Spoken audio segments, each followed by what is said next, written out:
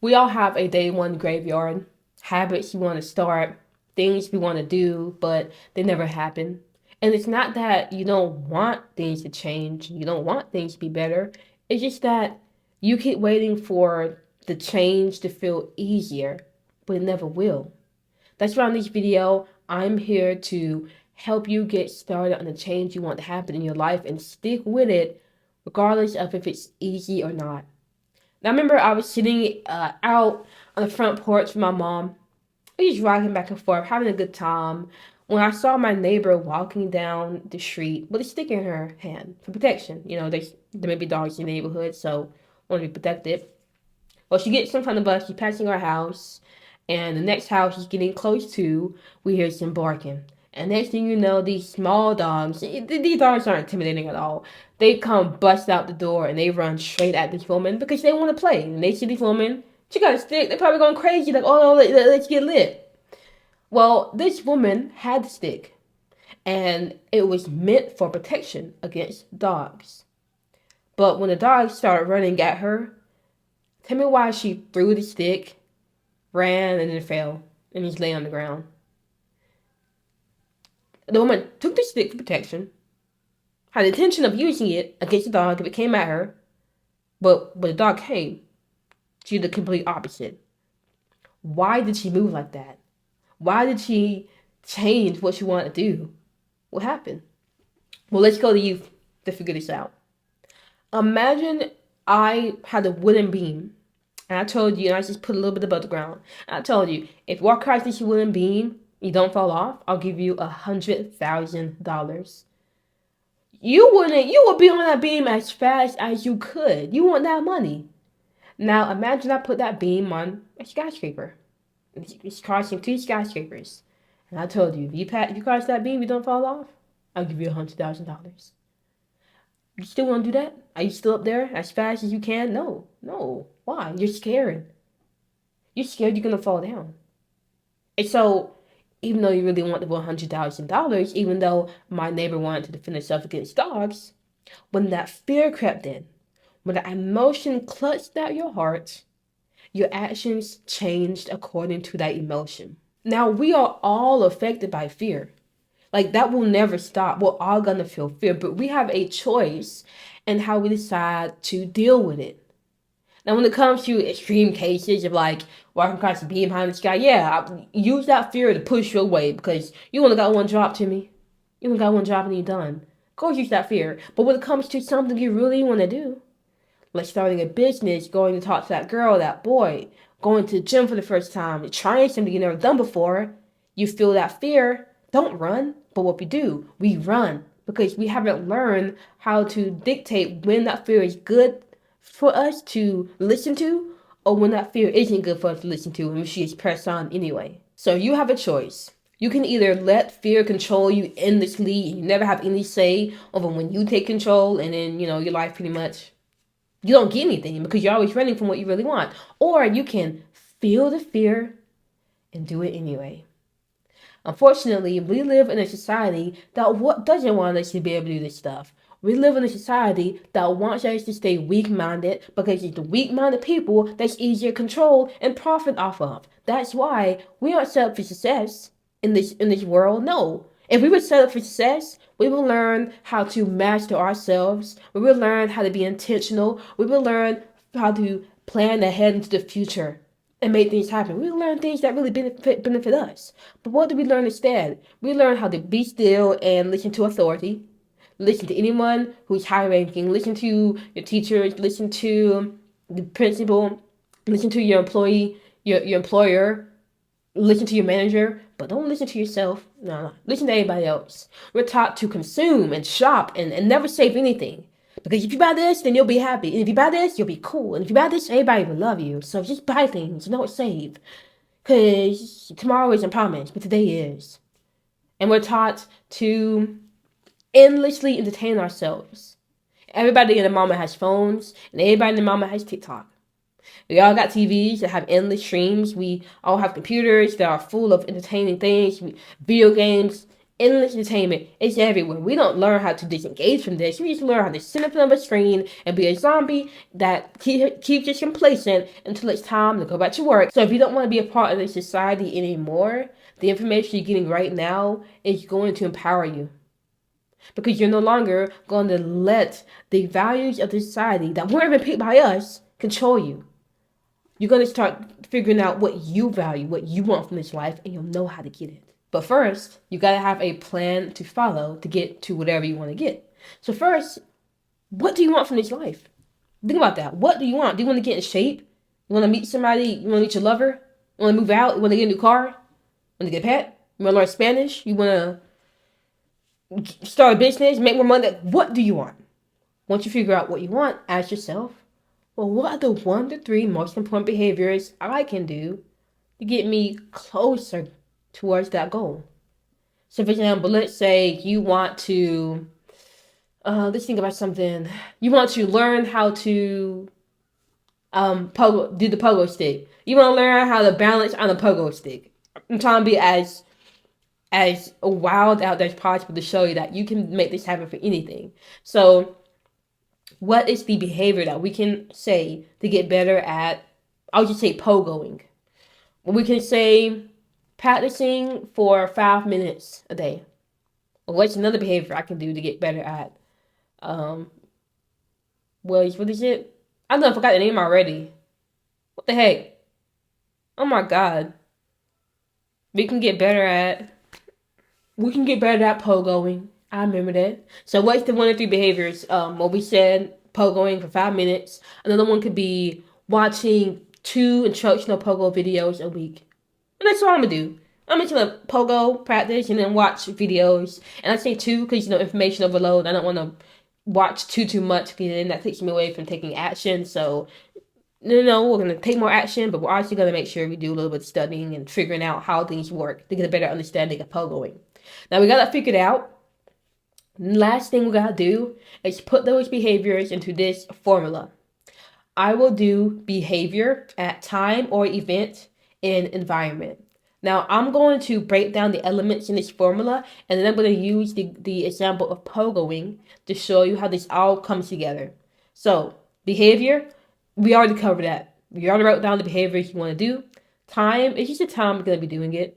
5, 6, 12 a.m., 12 p.m., 1:30, whatever. Event is something you're already doing. Okay, so you're already watching this video. That's an event. You already took a shower at night. That's an event.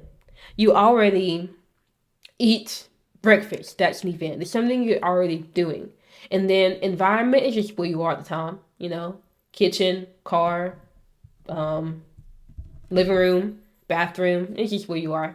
Now let's put this pogo plan together. So the goal is I want to get better at pogoing. The behaviors is pogo for 5 minutes and watch 2 videos on pogoing. Now the formula that I'll put 5 minutes of pogoing in is I will pogo for 5 minutes after I take my morning shower in the front yard. So now you know, when you get up for the day and you get going and you take your shower, the first thing you're going to do is go outside and get a little bit of exercise in. You're gonna go pogoing. It's not a lot easier for you to get going when it's time because you have pogoing attached to something that gives you a cue. Just like if you wash your hands, then the wetness on your hands cue you to dry your hands. Well, now when you take a shower, getting out of that shower, getting cleaned up, gives you a cue to say, let me get prepared to go pogoing. And so when you use whatever behavior you want to do, and you put into that formula, it'll make it much more likely that you will do the behavior. Now make sure that the plan you wrote out is somewhere you'll see daily. I make my schedule, my wallpaper every day. It's always updated. But if you wrote it down on a piece of paper, hang it up on the wall and make sure you be able to see it consistently daily. Because the more you see it, the more you'll be reminded of it. And what you're reminded more of, the more you'll choose to do subconsciously when you have the time to do it. And make sure that whatever is needed to do your behavior is in the environment.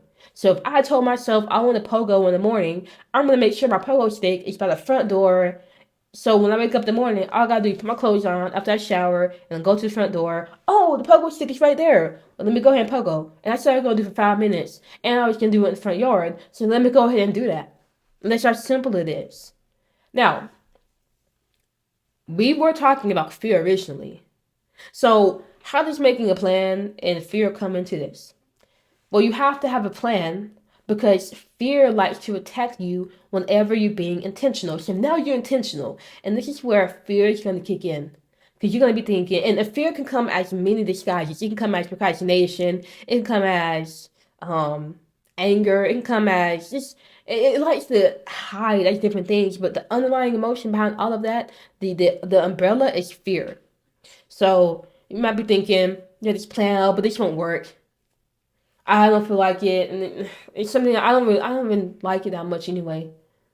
I don't feel like it. Like you feel resistance instead of trying to go to therapy and that. And therapy is good. I'm not saying don't go to therapy, but I'm just saying instead of being OD and just trying to figure out why I'm not doing this stuff and what's wrong with me and all this stuff, you could say, wait, this is my plan.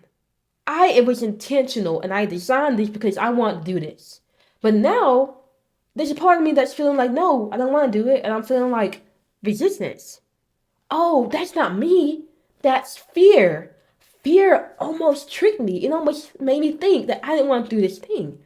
No, that's fear. So I'm not going to let that fear control me. I'm going to acknowledge it because it's here. But I'm going to be courageous. And I'm going to say, this plan, I'm going to follow it out.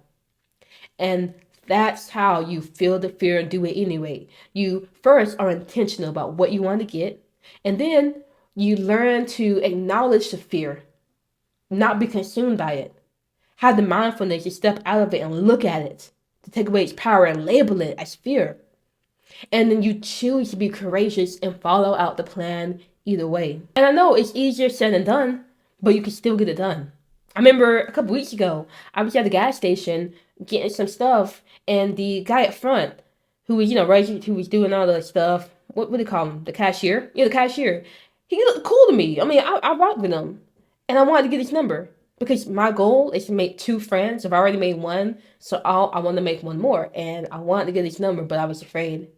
And so I went back into my car. My girl was sitting there, and I told her, like, bro, there's this guy. We could have been good friends. He seems cool. Like, he seemed like we could link. And she's like, did you get his number? Nah, I didn't. And she was like, why? What's the worst that can happen? He said no. And when she told me that, I had to laugh to myself because I'm like, yeah, what's the worst that can happen? Fear really hijacked me in that moment and thought this was the end all be all. Like if I asked for his number, the world would blow up. So I didn't. But no, it's not that big of a deal. If I ask for his number and he says no, then he says no and I leave. Am I dead? No. So I went back into the store, the gas station, and I got his number. And even though it didn't go far because I mean he's a guy, so much of him. I'm very careful about the men company I keep, but he was kind of bland. But that's okay because I felt the fear, did it anyway, put myself out there. It could have been a beautiful relationship. But that helped me in my confidence. And it helped me have the conviction that I can do things. I can be courageous even when I feel that fear. And the same thing will happen to you. Now, a quote that I love by Jack Canfield. He's a really successful guy. I mean, if you, he's got some good books that I'll definitely recommend checking out. But he said, everything you want is on the other side of fear. So we got to start facing it and crossing that bridge. Now, making a plan like we did is a big part in living more intentional. But alone is not enough because the world we're in is designed to keep us weak-minded. So there's going to be different traps and different things we got to look out for. That's why I make... Slit? What? What's up, buddy? I'm right here. What do you want? I don't know what I was saying. Okay. I don't know what I was saying. Oh yeah, I was saying making a plan is a big part of looking more intentional. If you aren't being intentional, you're gonna fall back to the default mode of living, which is literally just wake up, go to work, come back, be on your phone, eat junk food, watch TV, go to sleep, wake up, go to work, repeat until you have 2 days off, then get back to work, and 40 years pass, and you finally retire, and now you're old, you can't enjoy life, you're sitting on your rocker, they get back on your life, and you're like, dang, what did I even do? All I can remember is me clocking in for the last 40 years in my life, 50 years in my life. Like, do you want that? I don't. That's why I created the course Live by Design to help you stay on the path of intentionality and to never fall back onto default mode and to see those tricks that try to keep you on and to not fall for it anymore. Now, let me know in the comments, what are you going to stop running from out of fear? What are you going to be courageous and face? Claim it now. Let me know in the comments. And once you learn how to face the fear and do it anyway, nothing will hold you back, because the only thing that can hold you back is fear. And you allowing that fear to hold you back. But now you're labeling it. You're saying you're taking its power away. So now you're in control. And no matter what, you're going to keep moving forward until you get what you want. But if you don't learn how to take away that power fear has, then it will keep that power on you. And it will stop you from going against what you want and give you every reason why you can't go for what you want. And if that's the case, then you're destined for that default mode living we talked about recently, which I know you don't want. So you have that choice to make, and it's up to you. I'll make sure to pass on the information. If you like this video, feel free to give me a thumbs up, subscribe, you know the rest, and I'll see you for the next video.